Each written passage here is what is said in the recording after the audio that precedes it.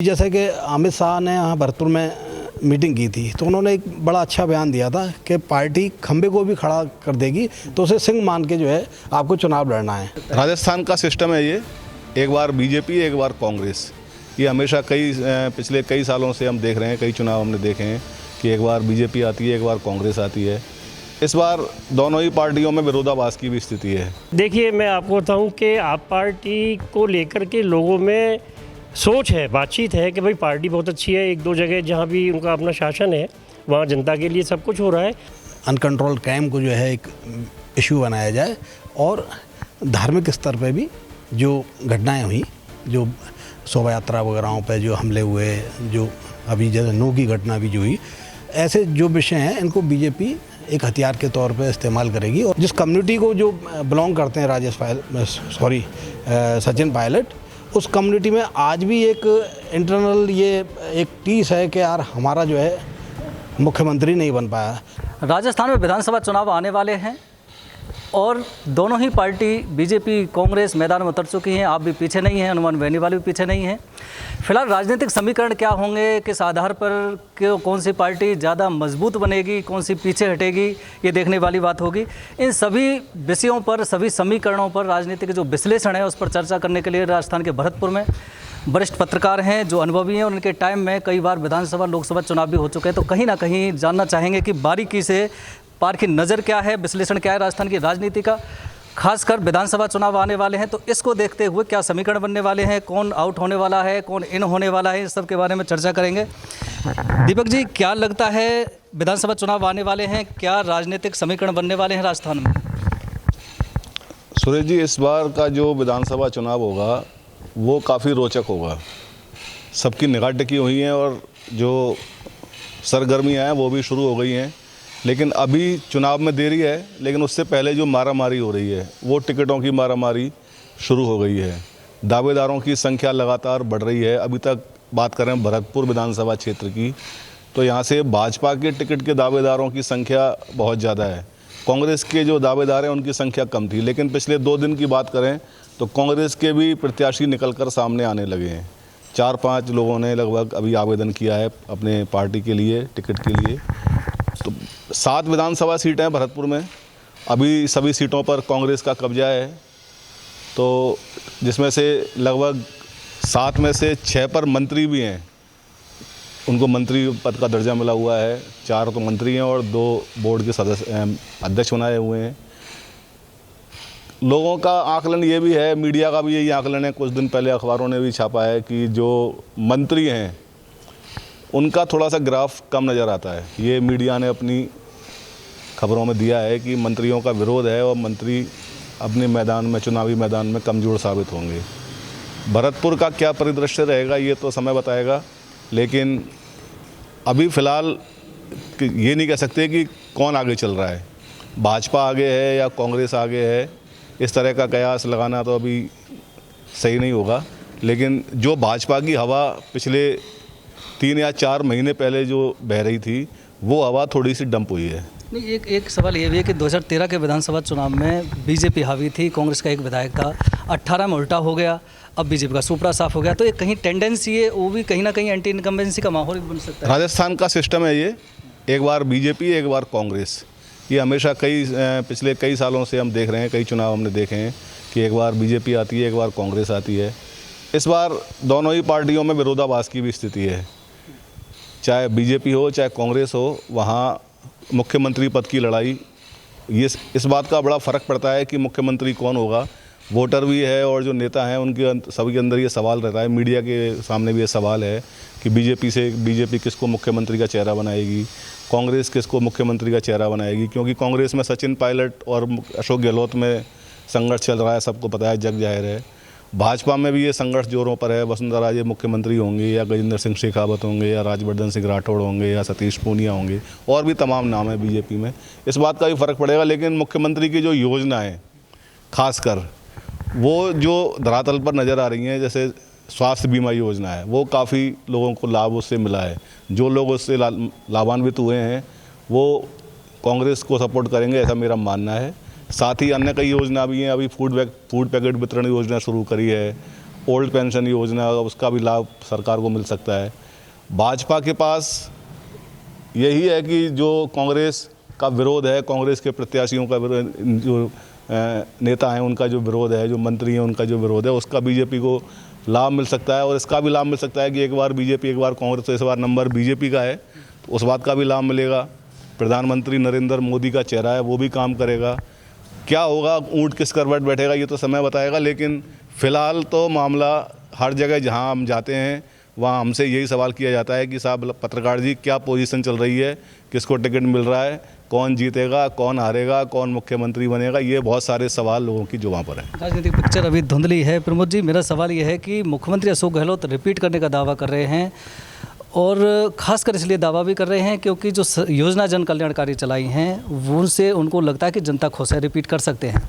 लेकिन उनके विधायकों के खिलाफ क्या एंटी इनकम्बेंसी का माहौल है? सरकार से खुश हैं लोग लेकिन उनके विधायकों से खुश नहीं है, पहला सवाल। दूसरा सवाल ये कि 3 वर्ष बाद जो कलह चल रही थी सचिन पायलट गहलोत के बीच, 3 वर्ष बाद सचिन पायलट को CWC में जो लिया गया, क्या उसका फ़ायदा कांग्रेस को मिल सकेगा? क्या अशोक गहलोत और सचिन पायलट एक मंच पर आकर के पार्टी के लिए मेहनत कर पाएंगे?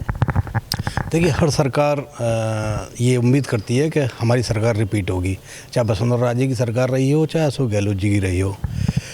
चूँकि अभी हाल में सरकार ने बहुत सारी जो जन कल्याणकारी योजनाएं प्रारंभ की हैं उसको लाभ मिला है। जो एंटी इनकम्बेंसी का जो माहौल था करीब 3-4 महीने पहले, वो काफ़ी हद तक कुछ कम हुआ है। लेकिन मेरा ये मानना है, और पिछली बार चुनाव में देखा गया है कि मतदाता का जो मूड बनता है वो अंतिम समय में बनता है, यानी चुनाव के करीब महीने भर पहले जो मुद्दे सामने आते हैं उनके आधार पर डिसाइड होता है। बल्कि कई बार ये भी देखा गया कि हफ्ते भर में ही जो है स्थितियाँ बनती बिगड़ती रही हैं। तो ये निश्चित रूप से कहा जा सकता है कि अभी सरकार के खिलाफ जो एक एंटी इनकम्बेंसी का माहौल था वो काफ़ी हद तक कम हुआ है, और या ये कह सकते हैं डैमेज कंट्रोल सरकार ने किया है। पर लेकिन अभी भी जो क्राइम की जो स्थितियां हैं वो अनकंट्रोल हैं। तो जैसे जो है बीजेपी अपना मुद्दा बनाएगी, और ख़ास तौर से पेपर लीक का जो विषय है, जो युवाओं का मामला है, और हाल में जो छात्र संघ के चुनाव जो रोके गए हैं वो इस बात को इंगित करते हैं। और इंटरनल ये खबरें हैं कि सरकार के पास इस तरीके का फीडबैक था कि चुनाव में जो है कमज़ोर स्थिति रह सकती है। तो इस कारण से कहीं उस कमज़ोर स्थिति का अगले विधानसभा चुनावों पे असर नहीं आए या उसका एक माहौल नहीं बिगड़े, इसलिए उन्होंने ये छात्र संघ चुनाव टाले गए। स्थिति यहाँ तक थी कि यहाँ भी वार्ड नंबर 55 में जो उपचुनाव हुआ है वहाँ भी कांग्रेस पार्टी ने अपना कैंडिडेट नहीं उतारा। उसके पीछे भी इंटरनल यही खबरें थी कि कांग्रेस पार्टी की ओर से ये संकेत था कि अभी इसमें अपन को कैंडिडेट नहीं उतारना चाहिए, वरना अगर कहीं कोई कमज़ोर स्थिति आई तो पार्टी जो है बीजेपी इसको इशू बनाएगी। तो अब हालात तो बनते बिगड़ते रहेंगे, तो अंतिम समय में क्या होगा। आपने दूसरा सवाल किया कि सचिन पायलट वाला, तो सचिन पायलट के आने से एक जो अंतर्कलह थी, जो बार बार बयानों के जरिए एक दूसरे के खिलाफ जो है बयान दे रहे थे, एक पार्टी के खिलाफ जो माहौल जा रहा था वो काफ़ी हद तक कम हुआ है। पर जो मनों में जो खटास है वो वाकई में मिट पाएगी, इसे कहना अभी थोड़ी सी जल्दबाजी होगी। और विशेषकर जो जिस कम्युनिटी को जो बिलोंग करते हैं सचिन पायलट, उस कम्युनिटी में आज भी एक इंटरनल ये एक टीस है कि यार हमारा जो है मुख्यमंत्री नहीं बन पाया। अब वो चुनावों तक वो कितना उस माहौल को रोक पाएंगे, पार्टी के पक्ष में कितना माहौल बना पाएंगे सचिन पायलट, ये अभी काफ़ी वक्त है। और मुझे लगता है कि शायद ये स्थितियां महीने भर पहले क्लियर हो पाएंगी। बिल्कुल। देखिए, एक सवाल और भी है कि कांग्रेस के पास तो 2 चेहरे फिलहाल हैं। राहुल गांधी कहते हैं राहुल गांधी एक चेहरा है, बीजेपी कहती है मोदी एक चेहरा है। लेकिन फिलहाल स्टेट की अगर बात करें तो सचिन पायलट और गहलोत एक चेहरा हैं सीएम फेस के लिए।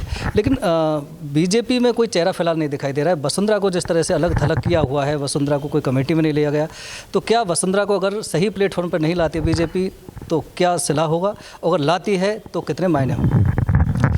देखिए, बीजेपी जो है कैडर बेस्ड पार्टी है, और कैडर बेस्ड पार्टी में लीडर का बहुत ज़्यादा प्रभाव नहीं आता। जैसे कि यूपी में कल्याण सिंह थे, उमा भारती रहीं, तो मुझे लगता नहीं कि उनका कोई बहुत ज़्यादा असर आएगा, क्योंकि जब तक ये रहता है कि बड़ी लीडर तो है ही वसुंधरा राजे, तो लोगों का जुड़ाव रहता है, पर लेकिन पार्टी कार्यकर्ता जो पार्टी से बाहर नहीं जा पाता। और इसलिए अभी जैसे कि अमित शाह ने यहाँ भरतपुर में मीटिंग की थी, तो उन्होंने एक बड़ा अच्छा बयान दिया था कि पार्टी खंबे को भी खड़ा कर देगी तो उसे सिंह मान के जो है आपको चुनाव लड़ना है। तो यानी कि कार्यकर्ता ही और जो पार्टी डिसीजन करेगी वही उनके लिए मान्य होगा, ऐसा मेरा मानना है। तो कहीं ना कहीं परिवर्तन की उम्मीद है। अभी कुछ भी कहना जल्दबाजी होगी, क्योंकि बीजेपी में भी कई सारे 5-6 चेहरे हैं जो अपने आप को प्रमोट कर रहे हैं, दावा कर रहे हैं, पर लेकिन पार्टी जब हाईकमान स्तर पर एक बार संकेत जाएगा तो ये सब चीज़ें क्लियर हो जाएंगी, रास्ता साफ हो जाएंगे। बाबूलाल जी, जिससे बता रही है सरकार कि जन कल्याणकारी जो योजना है सरकार की, उनसे जनता खुश है, क्या विधायकों के कार्यकलापों, मंत्रियों के कार्य प्रणाली से भी खुश है जनता? देखो भाई साहब, ये योजनाएं चला रही है राजस्थान सरकार, उससे लोगों को फ़ायदा तो है, पर अब सरकार में जैसे ये मंत्रियों का जो कुछ कई जगह नेगेटिव भी है, कहीं पॉजिटिव भी है, तो अभी दोनों जगह अनिश्चितता की स्थिति है। जब तक सीएम चेहरे और या जब तक टिकटों का क्लियर वितरण नहीं होगा तब तक स्थिति क्लियर नहीं हो पाएंगी। हाँ, ये भी एक बड़ा सवाल है। टिकट वितरण तब तक नहीं होगा, तब तक चेहरे कौन होंगे मैदान में, तब तक पता नहीं लगा। मोहन गुप्ता जी, जातीय समीकरण कितना हावी रहने वाले हैं? क्योंकि आपने देखा सचिन पायलट, अशोक गहलोत के बीच कलह चली थी। वहीं बीजेपी की अगर बात करें तो कई चेहरे घूम रहे हैं सीएम फेस को लेकर, वसुंधरा राजे को अलग थलग पाड़ रखा है। तो जातीय समीकरण हर बार हावी रहते हैं, इस बार कितने ज़्यादा हावी रहेंगे, और अगर वो हावी रहेंगे तो किस पार्टी में ज़्यादा होंगे? देखिए साहब, सवाल इस बात का है कि भरतपुर ज़िले में अब से नहीं, पिछले 20-25 सालों से पत्रकारिता के इस दौर में हम लगातार देख रहे हैं कि हम पूरी तरह से जातीय समीकरण और संप्रदाय, ये दोनों चीज़ें अब चुनाव में और वोटों के टाइम पर हावी होती हैं। इस बार ये कितने फैक्टर कामयाब रहेंगे, तो निश्चित रूप से पिछले लंबे समय से ये फैक्टर यहाँ कामयाब हो रहे हैं और इन्हीं फैक्टरों पर चुनाव होता है। क्योंकि भरतपुर के मतदाताओं की जो अपनी सोच है वो कोई राष्ट्रीय स्तर पर बहुत ज़्यादा परिपक्व नहीं है। यहाँ वो स्थानीय मुद्दे और छोटी छोटी बातों को लेकर के ये तमाम बातें होती हैं और जातिगत आधार पर यहाँ वोट डलती है। भरतपुर ज़िले का तो पूरे राजस्थान में आप कहीं भी इतिहास उठा के देख लीजिए, जाट, जाटव, गुजर, ब्राह्मण, वैश्य, जो ये 4-5 जो मेजर जातियां हैं, ये सारा चुनाव आखिर में आकर के उसी के इर्द गिर्द अटक जाता है और घूम फिर करके फिर मतदाता उसी हिसाब से अपनी वोट डालता है। कहीं जहाँ जाट बाहुल्य है वहाँ जाट को वोट मिल रही है, या गुजर बाहुल्य है वहाँ गुजर बाहुल को वोट मिल रही है, या जहाँ में मुस्लिम बस्तियाँ हैं वहाँ में मुस्लिम उम्मीदवार जीतता है। तो मुद्दों पे राजस्थान के भरतपुर ज़िले में मैं नहीं समझता कि पिछले 20 सालों में कोई चुनाव हुआ हो, और स्थिति इस बार भी वही रहने वाली है। कांग्रेस अपने जातीय समीकरण के आधार पर अपने टिकट बांटेगी, बीजेपी अपने जातीय समीकरण के आधार पर टिकट बांटेगी। अब जैसा अभी आप पूछ भी रहे थे, एंटी इनकम्बेंसी का मामला, मेरा अपना अनुभव कहता है, मैं शायद पहले भी मैंने कहा था कि इस बार राजस्थान में किसी भी तरह का कोई एंटी इनकम्बेंसी नहीं है। उसके पीछे कारण सबसे बड़ा ये है कि भारतीय जनता पार्टी राजस्थान में और ख़ास करके भरतपुर ज़िले में अपने आप को संगठित नहीं कर सकी। यहाँ भारतीय जनता पार्टी के नेताओं के बीच में, जो चाहे नए हैं चाहे पुराने हैं, उनके आपस में जो मतभेद हैं, लड़ाई हैं, झगड़े हैं, वो इस चुनाव में बहुत बड़ा असर डालेंगे। अब उदाहरण के तौर पर भरतपुर लोक विधानसभा सीट की बात करें, यहाँ से विजय बंसल चुनाव जो पहले 2-3 बार विधायक रह चुके हैं, वो अपनी तैयारी कर रहे हैं। बीजेपी की तरफ से यश अग्रवाल, उनको लगता है कि टिकट ओम बिरला जी की मेहरबानी से उन्हें मिल जाएगा, वो अपनी चुनाव की तैयारी में लग रहे हैं। और भी कई लोग लग रहे हैं। नदवई में तो घमासान मचा हुआ है टिकट। नहीं गुप्ता, एक चीज़ हो रहा है, बीजेपी में उम्मीदवार बहुत ज़्यादा देखने को मिल रहे हैं, कांग्रेस में फिलहाल नहीं देखने को मिल रहा है। टिकट तो एक को मिलनी है, तो क्या ये बागी भी होंगे, उससे नुकसान भी होगा? निश्चित रूप से ये आप मान के चलिए कि टिकट जिसको मिल जाएगा, उसके अलावा जितने भी टिकट लेने के इच्छुक दावेदार हैं, जो पैसे को पानी की तरह बहा रहे हैं, वो टिकट वाले उम्मीदवार को, पार्टी के उम्मीदवार को उनका जीतना बहुत मुश्किल कर देंगे। पहली बात तो यह है कि भारतीय जनता पार्टी भरतपुर में अभी ऐसी स्थिति में नहीं है कि हम एक पत्रकार होने के नाते अपने अनुभव के आधार पर ग्राउंड पे जो स्थिति हम देख रहे हैं उसमें कोई जीतने की स्थिति हो या यहाँ से कोई सीट निकालने की बात हो, लेकिन संभावनाएं बदलती हैं तेज़ी के साथ राजनीति में। तो उस स्थिति में भी निश्चित रूप से जो बागी उम्मीदवार हैं, बागी जो लोग रहेंगे, वो पार्टी का जो टिकट लेके आएगा उसके राह में रोड़े अटकाएंगे, निश्चित रूप से अटकाएंगे। इसमें कोई भी संशय या शोभा नहीं हो सकता। एक सवाल और गुप्ता जी, 200 विधानसभा सीटों पर चुनाव लड़ने का फरमान जारी करने वाली आप पार्टी कितना गुल खिला पाएगी? नहीं, देखिए मैं आपको बताऊं कि आप पार्टी को लेकर के लोगों में सोच है, बातचीत है कि भाई पार्टी बहुत अच्छी है, एक दो जगह जहां भी उनका अपना शासन है वहां जनता के लिए सब कुछ हो रहा है, लेकिन अभी कम से कम राजस्थान में कहीं आप पार्टी का अपना कोई वजूद धरातल पर नजर नहीं है। अखाड़े में कुश्ती नहीं लड़ पाएंगे ना, अभी अखाड़े में कुश्ती तब लड़ेंगे ना उनके पास पहलवान ही नहीं है जिनको लंगोट कशाएं।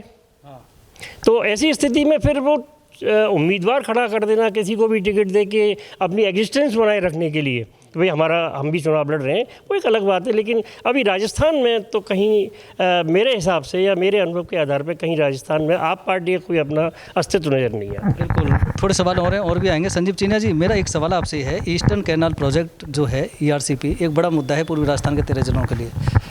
काफ़ी समय से बीजेपी चुप थी, गजेंद्र सिंह शेखावत बताते हैं, अब वो सफाई देते डोल रहे हैं कि भैया ERCP हम पूरा करेंगे, लेकिन गहलोत ने घोषणा कर दी कि हम पूरा करेंगे, बीजेपी सेंट्रल गवर्नमेंट मत पूरी करे हमारी। क्या फ़र्क पड़ेगा, बड़ा मुद्दा रहेगा? बहुत बड़ा मुद्दा है ये। और गजेंद्र सिंह जी कल आए यहाँ पे, उन्होंने अपनी जो मंशा जाहिर करी है, उनकी मंशा बहुत स्पष्ट है, मगर ये जो योजना है ये श्रेय लेने पे अटक गई है और जनता इससे जूझ रही है। गहलोत जी ये चाह रहे हैं इसका श्रेय मुझे मिल जाए और बीजेपी वाले ये चाह रहे हैं कि इसका श्रेय हमें मिल जाए। और ये निश्चित तौर पर इन 12 जिलों में जहाँ से ये प्रोजेक्ट गहलोत जी कर रहे हैं, ये एक्चुअल में मूल रूप तो ले नहीं पाएगी। ये एक चुनावी मुद्दा बनाने की कोशिश की जा रही है इसको, और कुल मिला के थोड़ा बहुत असर गिर पाएगी चुनावों को लेकर, क्योंकि इसका कोई बेनिफिट चुनाव तक मिलना नहीं है। ये जो चीज़ बीजेपी कर रही थी वही गहलोत जी कर रहे। घोषणा मूल रूप क्या ले रही है, मुझे तो ये बता दो। मूल रूप कुछ नहीं ले रही है। एक सवाल ये भी है, लोकसभा चुनाव आते हैं गुप्ता जी, तो मैंडेट अलग होता है, सोच अलग होती है लोगों की, वो सीधा आपने देख रहे 2 बार से मोदी को चला जाता है। लेकिन विधानसभा चुनाव आते हैं तो लोकल स्थानीय मुद्दे हावी हो जाते हैं। ERCP हो सकता है 13 जिलों का मुद्दा हो, लेकिन भरतपुर में क्या इसका प्रभाव है? देखिए साहब, ERCP को लेकर के निश्चित रूप से इससे जो प्रभावित होने वाले किसान हैं या क्षेत्र हैं, वहाँ ये बहुत बड़ा मुद्दा है। शहरी क्षेत्रों में इसको लेकर के बहुत ज़्यादा जागरूकता भी नहीं, जानकारी भी नहीं है, क्योंकि उनका इससे कोई सीधा रिश्ता नहीं है। लेकिन ग्रामीण क्षेत्रों में जहाँ ERCP का असर है, जहाँ पानी की लोगों को ज़रूरत है, किसानों को, वहाँ ERCP बहुत बड़ा मुद्दा है। और आने वाले इन चुनावों में ये भारतीय जनता पार्टी के खिलाफ एक बहुत बड़ा मुद्दा बनेगा, निश्चित रूप से बनेगा, क्योंकि ग्रामीण क्षेत्र के लोगों का मानना है कि भाई ये जो जिम्मेदारी केंद्र सरकार की थी, वो आपस के राजनीति के झगड़े हैं नेताओं के, उसमें उन लोगों को क्यों नुकसान पहुंचाया जा रहा है, इस योजना को क्यों नहीं लागू किया जा रहा, क्यों नहीं इसका पैसा दिया जा रहा, इससे किसानों की भरपूर फसल हो, पानी मिले और उनकी बहबूदी आगे बढ़े। लेकिन ऐसा हो नहीं पा रहा और चुनाव में भारतीय जनता पार्टी को इसका नुकसान मिलेगा निश्चित रूप से। प्रमोद जी, मेरा अंतिम सवाल है, फिर एपिसोड को बंद करते हैं। सवाल मेरा ये है कि सरकार की जो, वहाँ से मैंने शुरू किया था वहीं एंड कर रहा हूँ, सरकार ने जो योजना चलाई, लेकिन बीजेपी विपक्ष द्वारा जो आरोप लगाते रहे हैं उनके विधायकों और मंत्रियों पर भ्रष्टाचार करने के, आपने देखा भी किस तरह से पेपर लीक होते हैं, 16 पेपर लीक होते हैं, रेप हैं, वुमेन एट्रोसिटी है, तमाम तरह की जो घटनाक्रम चल रहे हैं, चाहे धार्मिक वायलेंस की भी बात होती है कई बार। तो ये जो मुद्दे हैं, क्या ये हावी रहेंगे? इसका फ़र्क जनता के मानस पर रहेगा, वोटर के मानस पर रहेगा? और क्या विधायक जो सत्ता के हैं उनके खिलाफ जो आरोप लगाते हैं नाराज़गी, क्या वो वास्तव में मुखर हो पाएंगे? निश्चित रूप से ये सारे मुद्दे जो है चुनाव आते आते मुखरता ग्रहण कर लेंगे और बीजेपी की पूरी कोशिश रहेगी, और बल्कि प्लानिंग भी है और निचले स्तर तक ये इस पे काम कर रहे हैं कि पेपर लीक को एक बड़ा इशू बनाया जाए ताकि वो यूथ को जोड़ा जा सके, क्राइम को, एक अनकंट्रोल क्राइम को जो है एक इशू बनाया जाए, और धार्मिक स्तर पे भी जो घटनाएं हुई, जो शोभा यात्रा वगैरह पे जो हमले हुए, जो अभी जैसे नो की घटना भी जो हुई, ऐसे जो विषय हैं इनको बीजेपी एक हथियार के तौर पे इस्तेमाल करेगी और उनको पब्लिक से जोड़ने की कोशिश करेगी। तो इशू तो ये निश्चित रहेंगे। और ऐसे ही कांग्रेस कोशिश करेगी कि जो हमने जन कल्याणकारी जो योजनाएं जो लागू की हैं उनके मार्फत इनको डैमेज कंट्रोल किया जाए। लेकिन मेरा ये मानना है कि चुनाव आते आते बहुत सारी चीज़ें बदल जाती हैं और अंतिम समय में क्या मुद्दे होंगे ये अभी तय करना बड़ा मुश्किल है। ERCP जो है भी एक मुद्दा हो सकता है, पर लेकिन अभी भी आम जन की कनेक्टिविटी उससे नहीं हो पाई है। वो अभी अखबारों में और नेताओं के बीच ही है, क्योंकि 13 जिलों का मुद्दा है। जो समझदार लोग हैं, जो समझते हैं कि इससे बड़े लाभ होने वाले हैं, तो वो तो प्रभावित होगा, लेकिन आम जन अभी इससे कनेक्ट नहीं हो पाया है। क्योंकि हम देखते हैं सामान्यतः जब खबरें चलती हैं तो उन खबरों की बहुत ज़्यादा रीडरशिप नहीं आती है, यद्यपि लेकिन इशू रहता है, नेता बोलते हैं, काउंटर होता है तो खबरें छपती हैं। बिल्कुल, तो ये थे भरतपुर जिले। हाँ, कुछ बोलना चाहते हैं संजीव जी, बताएं। सुरेश जी, ये पूरा राजस्थान का चुनाव टिकट वितरण पर इस बार निर्भर होने वाला। जो पार्टी टिकट वितरण में गलती करेगी वो उसको परिणाम भुगतने पड़ेंगे। ये चुनाव राजस्थान का मेरी निगाह में नेक टू नेक आ गया। ना वसुंधरा मुद्दा है, ना पायलट मुद्दा है, ना मोदी मुद्दा है और ना सचिन मुद्दा। ये केवल अगर जिस पार्टी ने मिस्टेक कर दी ना इस चुनाव में टिकट वितरण में, मेरा साफ कहना है पार्टी सावधान रहे। जिन लोगों ने अपने घर से निकलकर काले शीशे नहीं उतारे 6 महीने पहले तक, वो आज टिकट की दौड़ में आ रही। वो क्या जाने, तो मतलब अगर उनको टिकट मिलती है जनता उनको आउट कर देगी। बिल्कुल आउट करेगी। जो समर्पित, अगर पार्टी ने समर्पित अपने कार्यकर्ताओं को टिकट वितरण किया, उस पर बहुत हार जीत निर्भर करेगी, मेरा कहना ये है। बिल्कुल, तो ये थे भरतपुर जिले के पत्रकार, जो काफ़ी वरिष्ठ पत्रकार हैं, जिन्होंने कई लोकसभा और विधानसभा इलेक्शन इनके सामने हुए हैं, उनको कवरेज किया है।